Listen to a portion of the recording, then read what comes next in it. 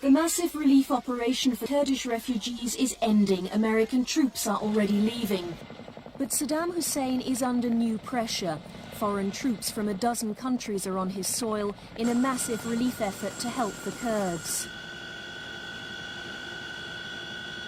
At the end of the Gulf War, when Allied troops withdrew, Kurdish leaders warned the West it hadn't finished the job.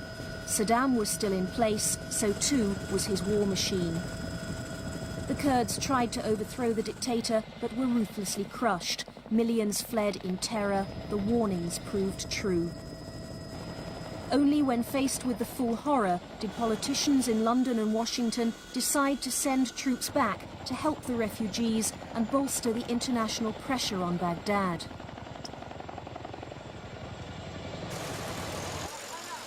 It's the Peshmerga, the Kurdish fighters, who are in command here. An estimated 100,000 men are carrying weapons, many of them captured or stolen from the Iraqi army.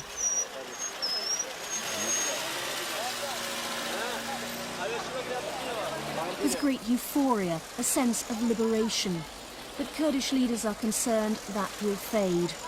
Individual factions might start to fight each other. This could so easily become another Lebanon. But for the moment, they welcome the firepower. We have, for the first time in Kurdistan, hundreds of thousands of pieces of arms in the hands of the people. Today, the aid agencies and the military can quickly provide food and shelter. But without clean water or proper sanitation, they cannot prevent serious health problems developing. Even a month after the relief operation began, a medical team from Britain and Ireland find they are the first aid workers to reach a section of the camp where 2,000 refugees are living. The child is so dehydrated, doctors can hardly get an intravenous line into her arm. Or else his diarrhea won't improve. Okay? You explain to her how to make it up. Fish doctors work alongside, themselves refugees. But it must be as clean as she would need to drink. Not water from the river. Burns from open cooking fires and other accidents caused by the chaotic conditions in the camp are common.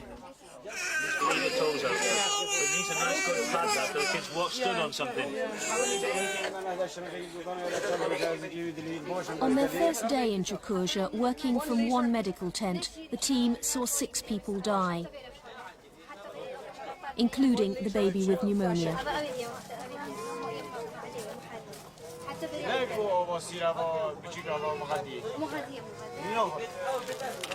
Every morning in Chukuzha come the victims of another night on the mountain. In all, 400,000 Kurds sought sanctuary along the Turkish border and over 2 million along the Iranian frontier.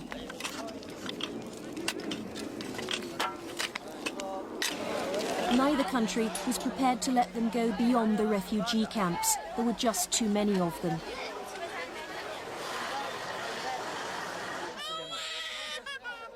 Whatever terror they had escaped from, few reckoned on the horror of life in the camps. But even so, they're still too frightened of the Iraqis to go home. Makeshift toilets set up along the riverbank.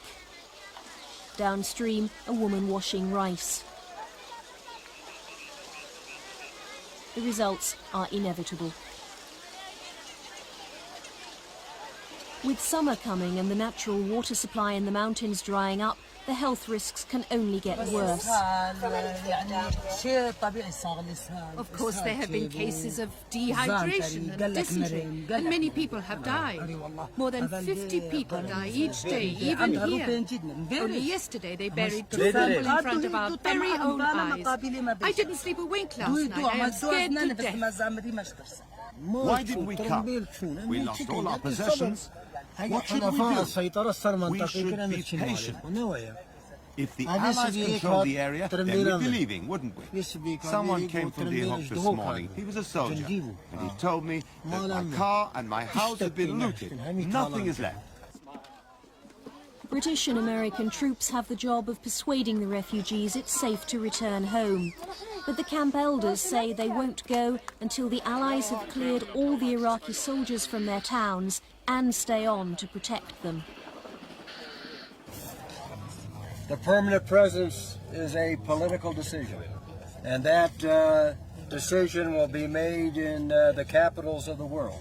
In the month that I have been here, I have never said to you something that was not absolutely true.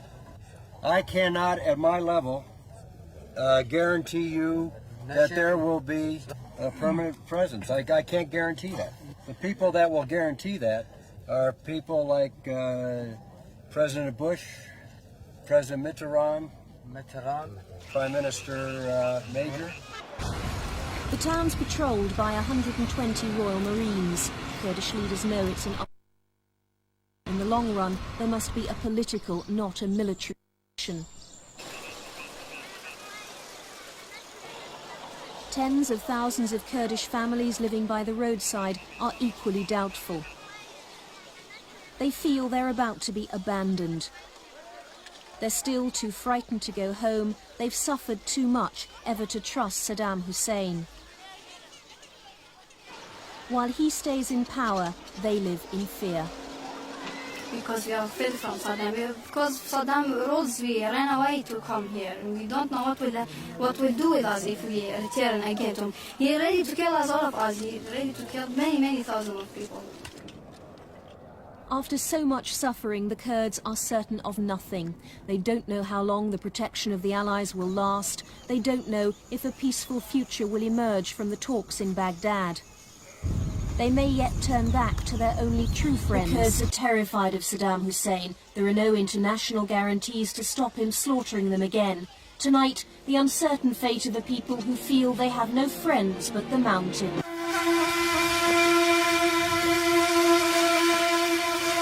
The mountains of northeast Iraq. 2 million Kurds escaped to cross them into Iran 3 months ago to avoid being massacred by the Iraqi army. The landscape is so beautiful, it cloaks the ugliness of what has happened here over the years. Kaladisa was a town of 70,000 Kurds. In 1974, Saddam Hussein bombed it, killing 1,000 people. 3 years ago, he ordered the population out and flattened it. 4,000 other Kurdish villages suffered the same fate.